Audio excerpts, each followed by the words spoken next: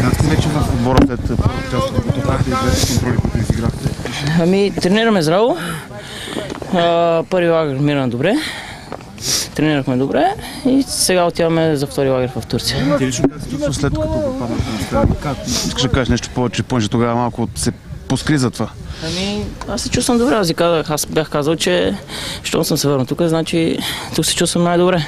Не съм отишъл там, защото мисля, че на този етап в ЦСКА ще ми е по-добре. Не се ли притеснява, че сте толкова много гола, може пак някой да поиска сега?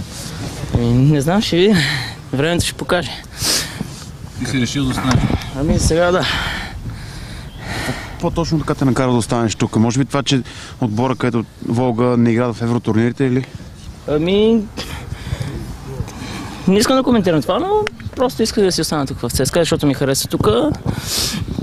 И това. Все пак ти пари, които дават не са малко. Ами, мисля, че не са малко, но и тук е добре. Не се ли притесни, Може оплаши би от нещо? искам да станем шампиони и тогава да излезе от граница.